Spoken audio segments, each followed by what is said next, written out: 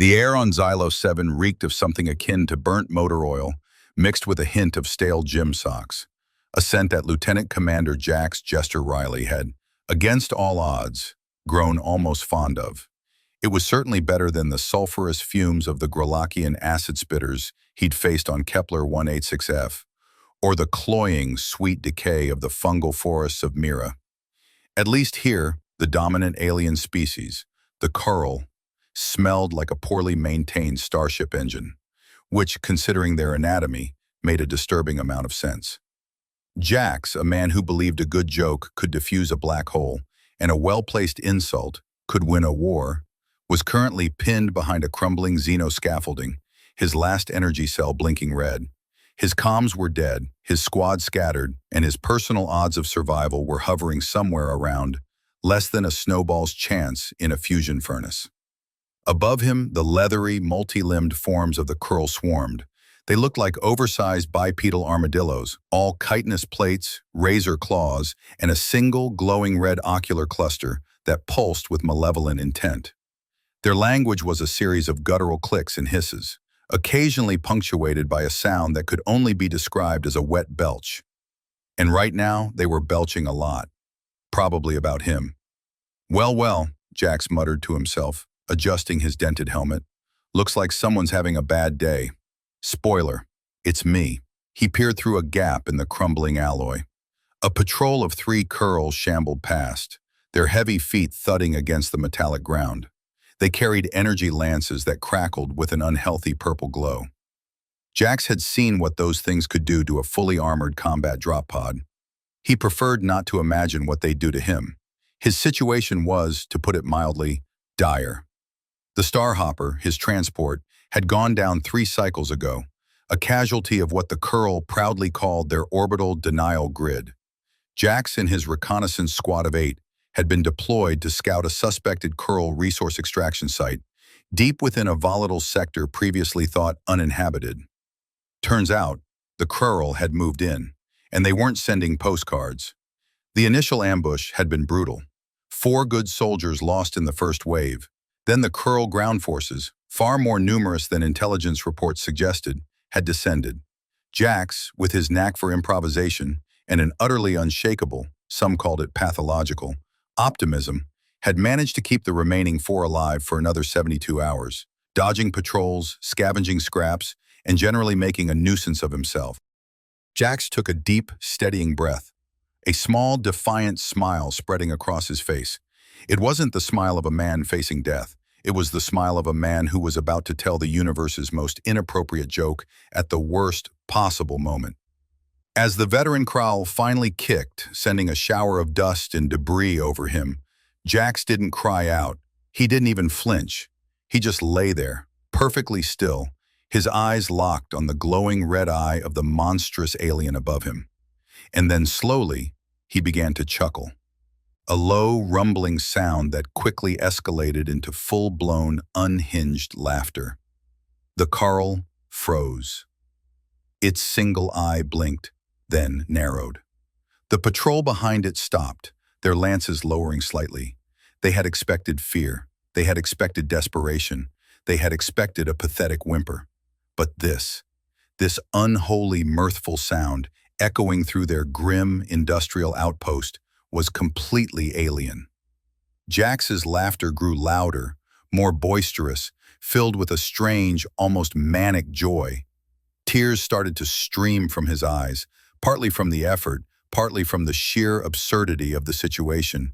He was surrounded by hulking, armored nightmares, moments from vivisection, and he was laughing his head off. The veteran Kral took a step back, its clicks and hisses now laced with confusion, not aggression. Its subordinates exchanged uneasy glances. This was not in their tactical manuals. This was not standard prey behavior. Jax finally managed to catch his breath, wiping a tear from his eye. His smile was still wide, genuine, and utterly baffling. The veteran Kral, its patience wearing thin, leaned forward, its guttural voice a rasping question, amplified through a translator chip on Jax's wrist that, miraculously, still worked. "You are surrounded by monsters, human. Why are you smiling?" Jax looked at the towering, deadly alien, then at the menacing patrol behind it. He let his gaze sweep over the desolate, grim landscape of Xylo 7, the collapsing structures, the acidic vents, the very air that tasted like death. He saw the hopelessness of his situation, the inevitable end, and then he grinned. A truly magnificent, unrepentant, utterly insane grin. "Because, my friend," Jack said, his voice surprisingly clear and calm, cutting through the silence of the alien outpost, "you've made a terrible mistake." The Kraul chieftain clicked its mandible in confusion. "Mistake? You are alone, defenseless. You are about to become data." Jax chuckled again, a softer, more dangerous sound this time. "Oh, I know. But here's the thing about humans, pal. We're stubborn, we're messy, and when we're backed into a corner, when we've got nothing left to lose, that's when we get really creative." He paused, letting his words hang in the air, the smile never leaving his face. The Carl waited, their red eyes fixed on him, a mixture of predatory anticipation and nascent unease. "And," Jax continued, his voice dropping to a conspiratorial whisper, "I just remembered where I left my lucky charm." With a sudden explosive burst of movement, Jax wasn't reaching for his empty rifle. He wasn't grabbing his knife. He was doing something far, far more dangerous, something truly, uniquely human. He was reaching for his belt, where, nestled amongst his depleted grenades and emergency rations, was a small, cylindrical object. The veteran Carl, sensing a shift, coiled its limbs, ready to strike. "What is that, human?" Jax pulled the object free, holding it up for all to see. It was a simple, dull gray cylinder, no bigger than his thumb. A Carl energy sensor might have registered a faint residual energy signature, but nothing more. "This, my friend," Jax declared, his voice ringing with theatrical gravitas, "is the universe's greatest secret weapon." He popped off the cap. The Carl chieftain leaned in, its curiosity piqued despite its instincts screaming danger. And then, Jax blew into it. A shrill, piercing sound, completely out of place in the desolate alien landscape, filled the air. The sound of a simple plastic party whistle. The Carl recoiled, their sensitive auditory receptors overwhelmed. They clicked and hissed in discomfort, momentarily disoriented. "Happy hunting, you overgrown armadillos," Jax bellowed. And with a flick of his wrist, he didn't throw a grenade. He threw the entire half-eaten protein bar directly at the Carl chieftain's glowing red eye. It splattered wetly, obscuring its vision. The Carl roared in outrage and confusion, swiping wildly. This wasn't standard tactical procedure. This was insane. And that, Jax knew, was exactly the point. The Carl chieftain, its single red eye now smeared with the suspiciously orange-tinted goo of a human Colonial Defense Force HCDF field ration, let out a shriek that vibrated Jax's teeth. It wasn't a roar of pain, but of pure, unadulterated indignity. A high-ranking Carl officer, a decorated veteran of countless subjugation campaigns across 3-star systems, had just been assaulted by a dietary supplement. The very fabric of its disciplined, hierarchical existence was unraveling. "What is this? Filth?" the chieftain rasped, frantically trying to scrape the sticky goo from its ocular cluster with a razor-sharp claw. The action, however, only smeared it further, turning its menacing red eye into a grotesque pumpkin-colored orb. Jax, seizing the moment of alien confusion, didn't hesitate. While the chieftain was busy trying to unorange its face, and its two subordinates were still processing the tactical absurdity of a party whistle and a hurled protein bar, Jax executed a maneuver known in the HCDF as a tactical retreat with emphasis on, oh God, we're all gonna die," speed. He scrambled backward, deeper into the tangled mess of crumbling scaffolding and discarded alien machinery. His dented helmet scraped against a corroded strut, sending a shower of rust and sparks. "It's called emergency sustenance, pal, and it's probably got more nutritional value than whatever you Krull slime eaters are gnawing on," he yelled over his shoulder, his voice echoing with a theatrical bravado that belied the frantic pounding of his heart. The chieftain finally managed to clear enough goo to see, its eye now pulsing with incandescent rage. "After him," it bellowed in its clicking, hissing language. Do not let the human escape. I will personally flay his hide and turn it into a floor mat for my chambers." The two Kroll subordinates, jolted back to their predatory senses, lumbered after Jax, their energy lances arcing with renewed menace. They were faster than he expected, their multi-jointed legs propelling them over the uneven terrain with surprising agility. Jax, however, had spent years perfecting the art of chaotic evasion. He didn't run in straight lines. He didn't follow predictable paths. He moved like a pinball, ricocheting off obstacles, ducking under low-hanging pipes, and generally making himself as inconvenient a target as possible. He was a master of turning the environment into his unwilling accomplice. He slid under a fallen ventilation shaft, barely clearing it before a lance bolt scorched the air above him. "Too slow, you overgrown lizard weasels," he taunted, risking a glance back. "Did you forget your anti-gravity boots today?" The Kroll, unaccustomed to such insolence from their prey, seemed to falter for a moment, their clicking questions aimed at each other. Their combat protocols didn't include insult management. Jax ducked into a narrow gap between two colossal, rusting generators. The space was tight, forcing him to squeeze, but the Kroll, with their broad, plated bodies, wouldn't be able to follow. Not quickly, anyway. He heard the frustrated snarls of the Kroll as they tried to force their way through. One let out a frustrated grunt, its chitin scraping against the metal with a horrendous screech. "Language, gentlemen, language," Jax called out, his voice muffled by the metal. "There are children present. Somewhere, probably."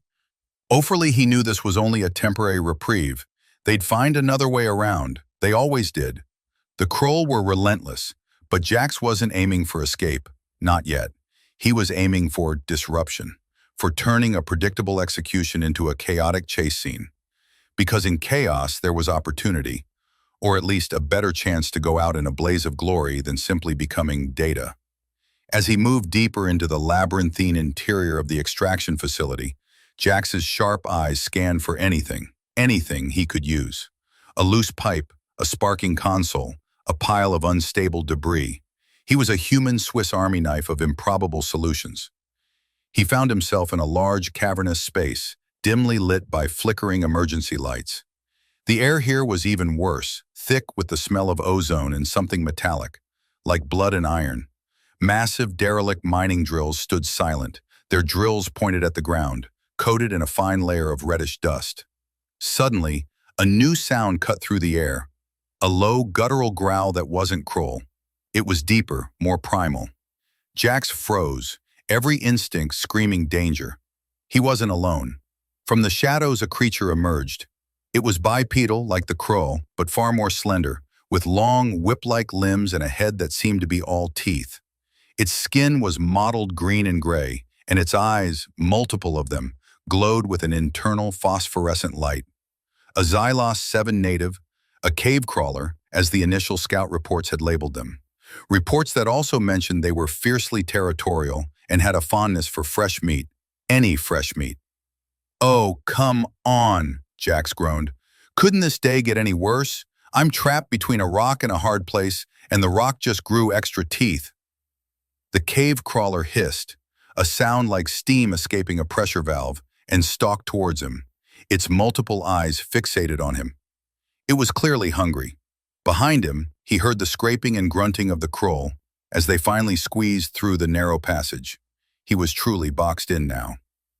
A Kroll patrol, a furious chieftain, and a hungry local predator, a veritable alien convention, and he was the main course. Jax closed his eyes for a brief second, taking another deep breath. This was it, the grand, ridiculous finale. He looked at the cave crawler, then back at the approaching Kroll. An idea so utterly preposterous, it could only have originated in a human brain, blossomed. He wasn't going to be the main course. He was going to be the catalyst. He raised his empty hands in a gesture of exaggerated surrender to the cave crawler. "All right, buddy, hold on a sec," he said, his voice surprisingly calm. "Before you turn me into a snack, I just want to say, you look delicious today. Seriously, Krill, get a load of this guy. Look at those succulent kitten plates. And that eye, definitely a delicacy." The cave crawler tilted its head, its multiple eyes blinking in confusion. Its rudimentary brain struggled to process this bizarre human behavior. Was this a mating display? A threat? A really, really bad attempt at flattery? The Krill burst into the cavern, their lances raised. They stopped short, their red eyes widening as they took in the scene.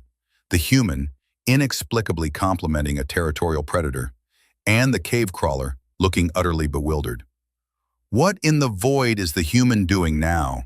the chieftain rasped, its voice laced with a new layer of bewildered frustration. Jax, still grinning, pointed dramatically at the Krill.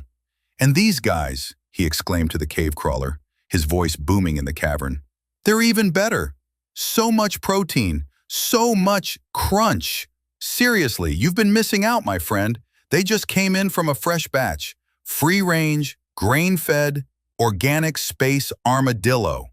He knew the Krill translator chip on his wrist would broadcast his words to them, and he relished the thought of their alien minds trying to comprehend his deliberate, suicidal idiocy. The Krill chieftain twitched. Its racial memory, ingrained for millennia, suddenly provided an uncomfortable parallel. This human was acting like a particularly annoying, suicidal bait animal. But what was it baiting for? The cave crawler, however, was starting to get the message. It might not understand free-range or organic, but it understood protein and crunch. It looked from the human, who was clearly not running, to the heavily armored, much larger Krill, who were standing there, emitting frustrated clicks. Its predatory instincts, suppressed for a moment by the human's sheer audacity, now kicked into overdrive. These new, larger, and seemingly easier-to-catch forms of protein were invading its territory, and the small, irritating human was practically offering them up on a platter. With a bone-chilling shriek, the cave crawler launched itself at the closest Krill subordinate. The Krill were caught completely off guard. They had been focused on the human, on the bizarre, unpredictable prey. They had not anticipated a territorial dispute with a local predator, especially one that had seemingly been goaded into attacking them. The subordinate Krill roared as the cave crawler's whip-like limbs wrapped around its torso, its multiple mouths snapping. Energy lances discharged wildly, scorching the walls of the cavern, as the Krill struggled against the furious onslaught. "Well, that escalated quickly," Jax muttered, casually stepping back to a safer distance. "See, I told you they were tasty." The chieftain, abandoning its pursuit of Jax for the immediate threat, barked orders to its remaining subordinate. "Engage the indigenous predator. Do not let it compromise the mission." A fierce, chaotic battle erupted in the cavern. The Krill, designed for range combat with their energy lances and heavy armor, were at a disadvantage against the agile, close-quarters ferocity of the cave crawler. Its movements were too swift, its attacks too sudden. Jax watched the melee unfold with an almost academic interest. He was still in danger, of course. Any stray lance bolt, any misstep, and he'd be nothing more than a charred smear. But for now, he was simply an entertained spectator at the universe's most brutal alien wrestling match. He pulled out his half-eaten protein bar again, carefully peeling back the wrapper from the still clean side.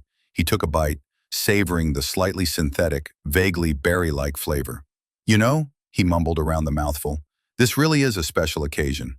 The chieftain, seeing its subordinate being slowly overwhelmed, let out a frustrated hiss. Its own lance crackled, but it hesitated to fire into the chaotic tangle, fearing friendly fire.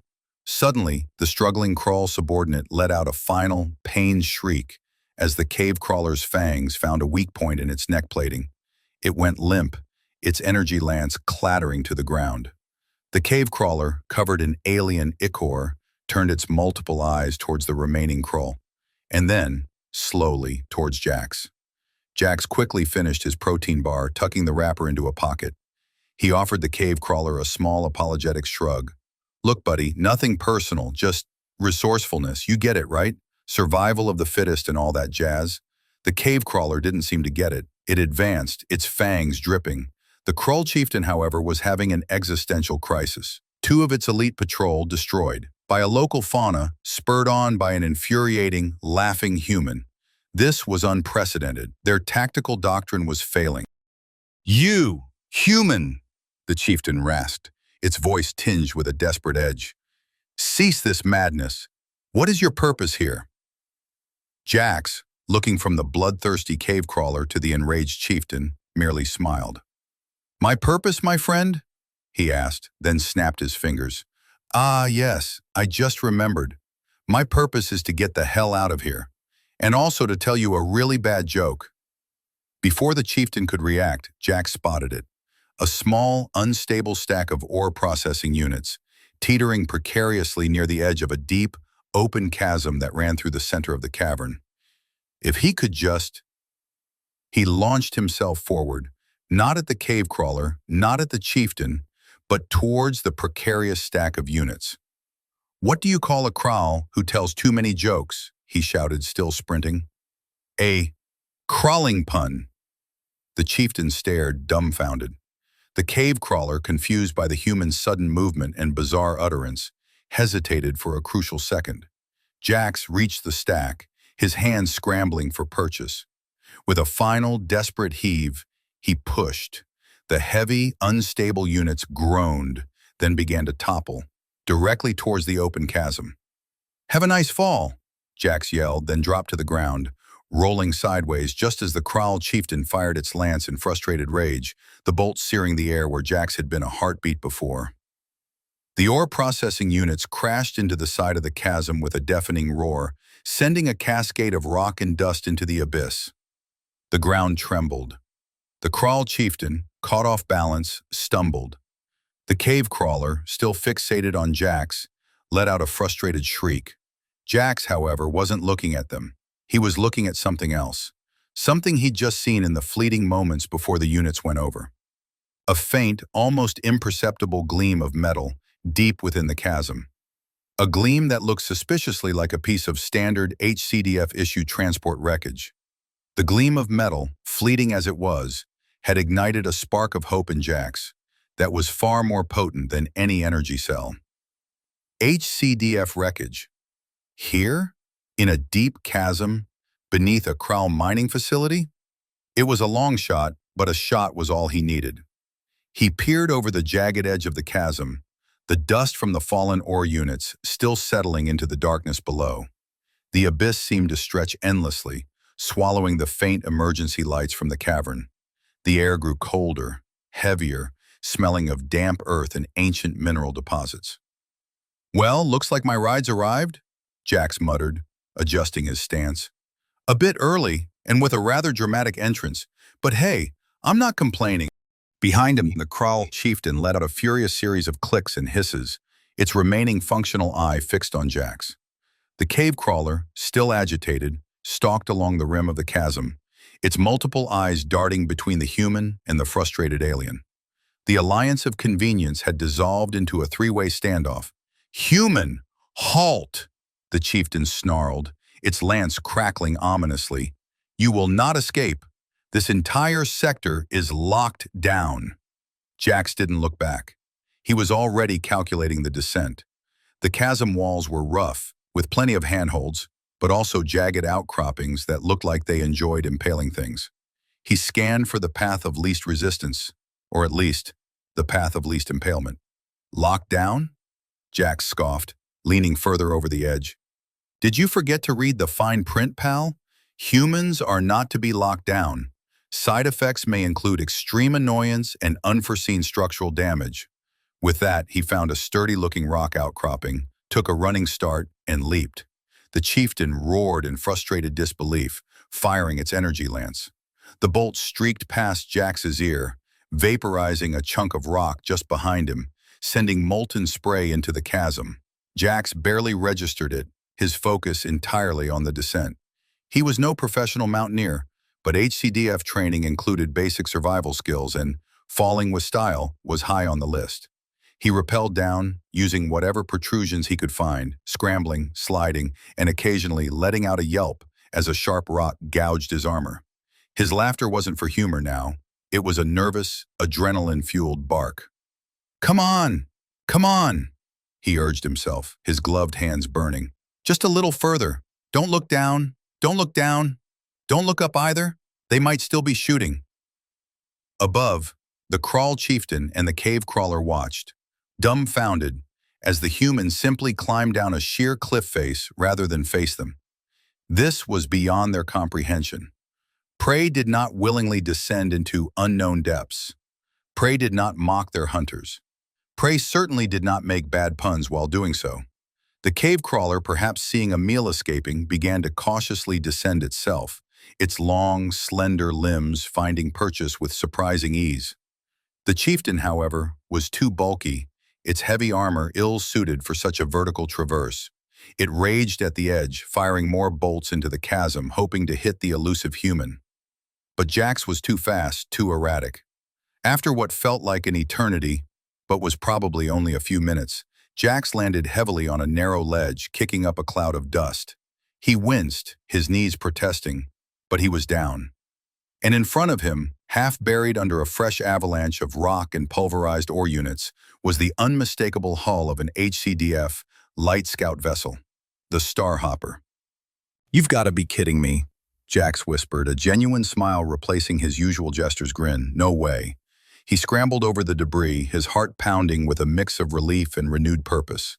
The Starhopper was a wreck, clearly, its forward section crumpled. But the rear cargo bay and engine compartment looked surprisingly intact. And if the comms unit on the bridge was dead, there might be other, more robust systems still operational deeper inside. He found the emergency access hatch partially jammed by rubble.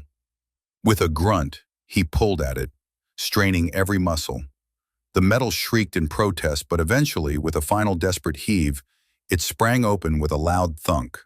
The interior was dark, musty, and smelled faintly of burnt wiring and recycled air. A few emergency lights flickered weakly, casting long, distorted shadows. Jack slipped inside, grateful for the familiar confines of a human vessel, even a damaged one.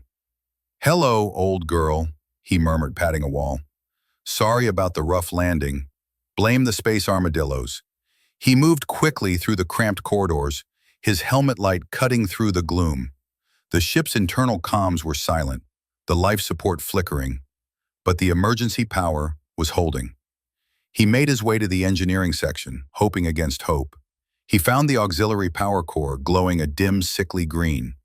A diagnostic readout flickered on a nearby panel. Power, 12%. Life support, critical. Communications, offline. Weapons, offline. 12%, Jack sighed. Well, that's better than zero. Enough to, what, power a toaster for a day? Maybe a very slow coffee machine? He knew what he needed to do. He needed to get the comms array back online. Even a weak signal, just enough to transmit a burst data packet, could be his ticket out of here.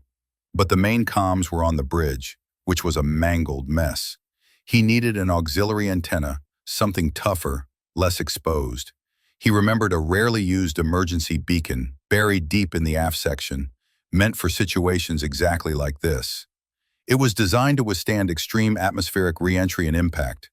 It was probably buried under a mountain of spare parts and emergency rations, knowing his luck. As he worked, he heard the faint scraping sounds from above. The cave crawler was definitely down here, and probably the chieftain was trying to find another way in, or just waiting at the top. Time was not on his side. He reached the aft storage bay.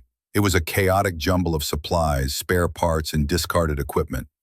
"All right, emergency beacon, where are you hiding?" he muttered, sifting through crates. "Don't tell me I'm going to have to resort to interpretive dance to signal for rescue." He kicked at a pile of dusty, obsolete sensor arrays.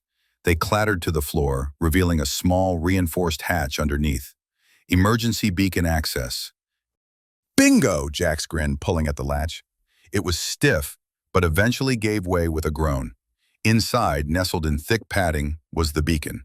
It was a blocky, ugly piece of tech, but beautiful to Jax's eyes. It had its own independent power supply, separate from the ship's main grid, and a small directional antenna. He activated the diagnostic, the beacon whirred to life, its status light glowing a healthy green. Power, 98%. System integrity optimal. Transmission link offline. "All right, beauty," Jax whispered. "Let's get you hooked up." He quickly located the manual override for the exterior antenna port. It was a delicate process, requiring a precise alignment and a steady hand. He had to cross-wire it with the ship's emergency power to boost the signal enough to punch through the KRL's orbital denial grid. It was a high-risk, high-reward gambit. If he failed, the beacon would fry. He heard the distinct sound of heavy, multi-limbed feet approaching. Not the scuttling of the cave crawler, but the heavier, more deliberate tread of a KRL. They had found a way down. Or at least, one of them had. Probably the chieftain, fueled by pure, unadulterated fury. Speak of the devil, Jax muttered, his fingers flying over the delicate wiring. Just a few more seconds. Don't touch the red one, don't touch the red one. That's always the one that explodes. The hatch to the aft storage bay suddenly buckled inwards with a loud crack. The KRL chieftain, its face still smeared with the now-dried protein bar residue, squeezed its way into the cramped compartment, its single red eye blazing with vengeance. It had apparently found a less than graceful but effective way to descend, likely a service shaft that it had to bash its way through. "Human," the chieftain snarled, its lance aimed directly at Jax's head. "The game is over. You have nowhere left to run. Now tell me, why did you laugh?" Jax didn't look up. He was connecting the final wire, his brow furrowed in concentration. "You really want to know?" he asked, his voice calm despite the immediate threat. "It's a long story, involves a clown, a space chicken, and a very confused ambassador." The chieftain took a step forward, its patience exhausted. "Enough! This will be your last jest." Just as the chieftain began to power up its lance, Jax felt a satisfying click. The antenna link was complete. The emergency beacon hummed, its green light pulsing steadily. "Transmission link, online." "Oh, I think you'll find the jest is just beginning, pal," Jax said, finally looking up, a triumphant grin on his face. He held up a small, portable data slate that was connected to the beacon. "Because while you were busy chasing me, I was busy sending a very special message." He tapped a button on the slate. A single compressed burst of data, too short and too encrypted for the KRL to intercept or analyze in real time, shot out into the void. It contained his coordinates, his current status, critically compromised but still breathing, and a simple three-word message for HCDF command: "Send more puns." The KRL chieftain stared at the data slate, then at Jax. Its alien mind struggled to grasp the situation. It had him cornered, he was unarmed, yet he was acting as if he had won. What have you done?" the chieftain stammered, a flicker of genuine fear in its red eye. Jax leaned back against a crate, a picture of casual confidence. "Oh, nothing much, just ordered some express delivery, should be here in, about 20 minutes, give or take a few light years."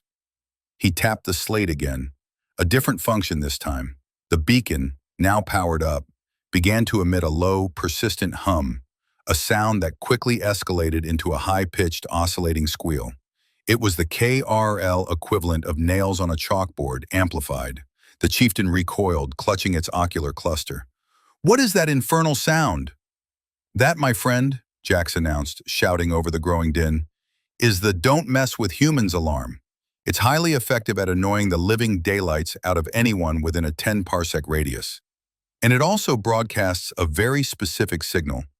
He paused, then added, "It says, 'Free Space Armadillo-themed buffet, all you can eat.'"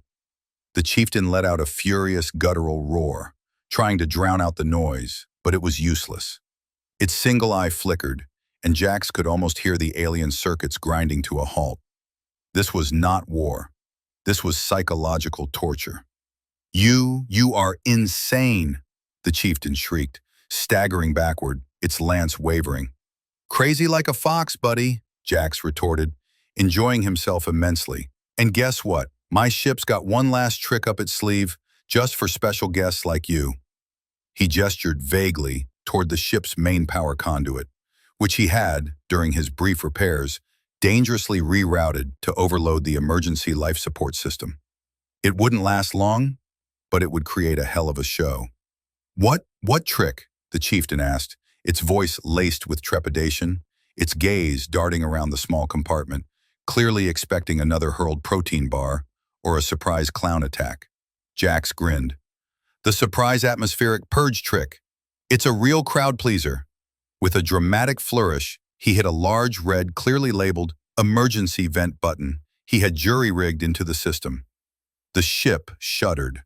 A loud grinding hiss filled the compartment, quickly followed by a whoosh of rapidly escaping air. The KRL chieftain's armored plates began to rattle. "It removes all the oxygen," Jax explained cheerfully, as if giving a tour. "Great for cleaning out those stubborn Kral odors, less great for, well, breathing." The chieftain, caught completely off guard by the sudden, terrifying decompression, let out a strangled cry. Its physiology was adapted to the dense, oxygen-rich atmosphere of Xylos 7, not the vacuum of space. It stumbled, gasping, its red eye dimming. "Enjoy the show, pal," Jax yelled, pulling himself towards a small, reinforced escape hatch he'd spotted earlier. He sealed it just as the chieftain, gasping for the rapidly vanishing air, collapsed onto the floor, its movements becoming sluggish, desperate. Through the reinforced viewport of the escape pod, Jax watched as the Kral chieftain twitched, its life ebbing away. The high-pitched squeal of the emergency beacon was still audible, a triumphant, annoying fanfare. He had no idea if the cave crawler was still alive, or if other Kral would come. But for now, he was safe. For now, he had escaped. And he had done it with a party whistle, a protein bar, and a very bad joke. As the small, self-propelled escape pod ejected from the Starhopper's belly, rocketing into the vast, inky blackness of space, Jax leaned back in the pilot's seat. He checked the coordinates. HCDF rendezvous point, 48 hours. Plenty of time. He pulled out a small, crumpled piece of paper from his pocket. It was a list of new jokes he'd been working on. He decided to try one out on the comms channel, just in case anyone was listening.